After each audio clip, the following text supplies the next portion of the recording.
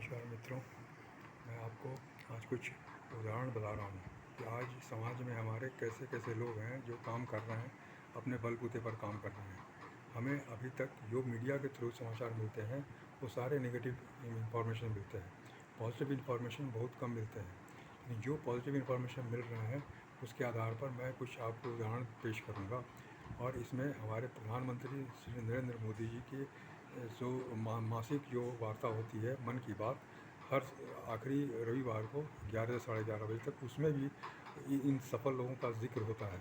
हमेशा उसका वो उदाहरण देते हैं, चाहे वो कहीं भी किसी भी क्षेत्र में किसी भी जगह पर कोई काम कर रहा हो, उसका उदाहरण वो अवश्य पेश करते हैं। और यहाँ तक कि वो उस व्यक्ति से बात भी करते हैं फ़ोन पर और उसके बारे में बहुत जानकारियाँ साझा करते हैं। मैं एक दो उदाहरण में कुछ उदाहरण आपको पेश कर रहा हूँ। अभी एक पता चला कि ये केरल में दो घटनाएं हुई, दो इंसान, दो महिलाएं, बुज़ुर्ग महिलाएं, उनके उदाहरण सामने आए हैं। पहली है KP Rajmani, Mrs KP Rajmani, जो वायनाड की है, वायनाड डिस्ट्रिक्ट की है। और वो लाइब्रेरियन का काम करती थी, पुस्तकों के लाइब्रेरी में काम करती थी और लोगों को पुस्तक बांटती थी। वहाँ पुस्तक को पढ़ती भी थी। वो कम पढ़ी लिखी थी लेकिन फिर भी पुस्तकें पढ़ती थी। जब वो रिटायर हो गई तो फिर उसने एक प्राइवेट लाइब्रेरी में नौकरी कर ली और वहाँ पर वो सारे सदस्यों का नाम अपने रजिस्टर में दर्ज करती थी। वो उसने देखा कि बहुत सारे सदस्य नहीं आ रहे हैं जो रजिस्टर्ड हैं वहाँ पर, और वो लंबे समय से नहीं आ रहे हैं। तो उन्होंने जब पता किया तो पता लगा कि ये लोग या तो बीमार हैं या बुज़ुर्ग हैं या आने में असमर्थ हैं, ये लोग नहीं आ पाते हैं, इसलिए लाइब्रेरी ये लोग नहीं आते हैं। तब उन्होंने निश्चय किया कि हम पुस्तकों को लेकर उनके पास जाएंगे। उन्होंने सबका पता मालूम किया और सब पता लेकर के, और वो झोले में किताब लेकर के और रजिस्टर लेकर के उनके घर जाती थी और जाती जाना शुरू किया उन्होंने, और सबका नाम दर्ज किया और कौन सी किताब किसको दिया उसको दर्ज किया, और सारे हिसाब किताब के साथ फिर आती थी वो। फिर रोज़ वो 5-6 किलोमीटर तक साइकिल पर जाती थी झोला में किताब रख करके और उन लोगों को देती थी। जो लोग नहीं आ पाते थे उनके घर पर वो सर्व करती थी। फिर वहाँ से किताबें बदली भी करती थी। इस तरह से वो सेवा देती रही हैं और आज भी वो दे रही हैं सेवा। उनकी फ़ोटो छपी थी और उन्हें वॉकिंग लाइब्रेरियन कहा जाता है। वॉकिंग लाइब्रेरी का मूविंग लाइब्रेरी कहा जाता है, यानी चलता फिरता पुस्तकालय कहा जाता है उन्हें। यह एक उदाहरण हमने देखा। दूसरी उदाहरण हमने देखा कि केरल की एक बहुत सुदूर ज़िले की एक महिला जो 103 साल की है, उसका नाम शायद कुंटियामा कुत्थी है। वो 103 वर्ष की है, बिल्कुल निरक्षर। और वो उसने 103 साल की उम्र में स्टेट एजुकेशन मिशन के अंतर्गत 10वीं कक्षा की पढ़ाई, 10वीं कक्षा की परीक्षा 83% नंबर्स में पास की है। उसकी फ़ोटो निकली थी और उसके बारे में भी मोदी जी ने बताया था कि ये बुजुर्ग महिला ने 103 वर्ष की उम्र में ये 83% में 10वीं कक्षा पास की है।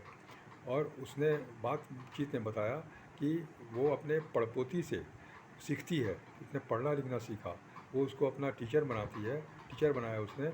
और कुर्सी पर टेबल पर एक तरफ वो बैठती है एक तरफ वो बैठती है और दोनों वो पढ़ाती है और मैं पढ़ती हूँ। इस तरह से पड़पोती से उसने पढ़ना लिखना सीखा और 103 वर्ष की उम्र में 83% नंबर प्राप्त किया उसने। यह एक बहुत बड़ा उदाहरण है। तीसरा उदाहरण उन्होंने दिया झारखंड का। झारखंड में भी एक महिला है जो कम पढ़ी लिखी है लेकिन उसे भी पुस्तकों का बहुत शौक़ है। वो पुस्तकों का संग्रह करती है और पुस्तकों का संग्रह करके झोले में लेकर साइकिल पर गांव-गांव जाती है और लोगों को पुस्तकें बांटती है। वहाँ भी वो पुस्तकों का लेना देना करती है, उसका भी हिसाब किताब रखती है कॉपी में अपने। और वो भी दूर दराज क्षेत्रों में जाती है और बच्चों को पढ़ाती है, बच्चों को पढ़ने के लिए की सामग्री देती है। उसे भी पुस्तकों वाली मैडम कहते हैं, उसका भी नाम पुस्तकों वाली मैडम है। उसके बारे में भी उन्होंने बताया। तीसरी उदाहरण मैं भिलाई का बता रहा हूँ, जो जहाँ हम लोग रहते हैं, भिलाई स्टील प्लांट के एक कर्मचारी, एक साधारण से व्यक्ति मिस्टर वर्मा जी हैं। वो पर्यावरण के बारे में उनकी बहुत अच्छी रुचि है। वो शुरू से ही पर्यावरण में रुचि लेते हैं और छोटे छोटे काम करते रहते हैं पर्यावरण में। अपने बगान में, अपने कॉलोनी में कुछ पर्यावरण के काम करते रहते हैं, बाग बगीचे लगाते हैं, पौधों का रोपण करते हैं, उनका संरक्षण करते हैं। ऐसा उनका शौक़ था। आज वो रिटायर हो गए और रिटायर होने के बाद उन्होंने यह बीड़ा उठाया कि हम टाउनशिप में जितने भी मेन रोड्स हैं उसके किनारे हम पौधे लगाएंगे।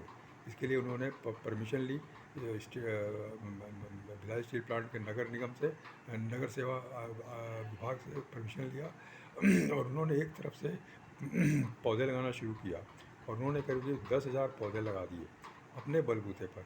उन्हें कुछ सहयोगी भी बाद में इकट्ठे हुए, उन लोगों ने भी उन्हीं की मदद करनी शुरू कर दी और उन्होंने पौधे ही नहीं लगाया बल्कि उनके संरक्षण के लिए, उनकी सुरक्षा के लिए भी उन्होंने केज बनाया। केज के लिए उन्होंने लकड़ी के जो खपच्चे थे उसको गाड़ा और उसके चारों तरफ कपड़े बांधा। पुराने कपड़े को उन्होंने कलेक्ट किया और उससे उन्होंने घेरा बनाया, घेराबंदी कर दी उस पौधे की, ताकि उसकी सुरक्षा होती रहे, उसे ज़्यादा धूप न लगे और जानवरों से सुरक्षा मिले। इस तरह से उन्होंने 10,000 पौधों का रोपण किया और संरक्षण किया। आज उन्हें कल पेपर में निकला था कि उन्हें इंडिया के एक मिशन संस्था ने सम्मानित किया है। बहुत बड़ा सम्मान दिया उन्होंने और उस फंक्शन में बहुत बड़े बड़े लोग आए थे, उसमें ज़िले के कलेक्टर भी आए थे, उन्होंने उनको सम्मानित किया। हमने उनको खुद देखा है कि वो खुद अपने ई रिक्शा पर, उन्होंने एक ई रिक्शा ख़रीदा है, उस पर वो बड़े बड़े कंटेनर लेकर के पानी भरते हैं पब्लिक हाइड्रेंट से और वो पटाते हैं, सभी पौधों में पानी देते हैं, खुद देते हैं। हमने खुद अकेले देखा है उनको देते हुए। हमने पूछा भी तो उन्होंने कहा कि हाँ मैं खुद देता हूँ। वैसे हमारे कुछ मित्र भी लोग हैं जो हमको सहायता देते हैं, मदद करते हैं। हमने एक छोटी सी संस्था बनाई है, पर्यावरण मित्र मंडली करके, और उसके माध्यम से काम करते हैं। यह सोच की बात है। मैं ये बता रहा हूँ कि हमारी सोच जो कराना चाहती है वो हम करते हैं, चाहे वो कठिन हो या आसान हो। कठिन आसान कुछ नहीं होता, जो हम करना चाहते हैं वो आसान होता है, जो नहीं करना चाहते वो कठिन होता है। इस तरह से हमने और भी कई उदाहरण देखे हैं जो कि लोग अपने बलबूते पर से काम कर रहे हैं। और इस तरह से हमें अपने आप को कभी भी वीक नहीं समझना है, कभी अक्षम नहीं समझना है। हम जहाँ भी हैं अपने बलबूते पर काम कर सकते हैं, अपनी सोच से काम कर सकते हैं। सिर्फ हमारा जो लक्ष्य होना चाहिए वो क्लियर होना चाहिए और सही होना चाहिए। और हमें अपने लिए, परिवार के लिए, समाज के लिए सब काम सोचना है, करना है। धन्यवाद, नमस्कार।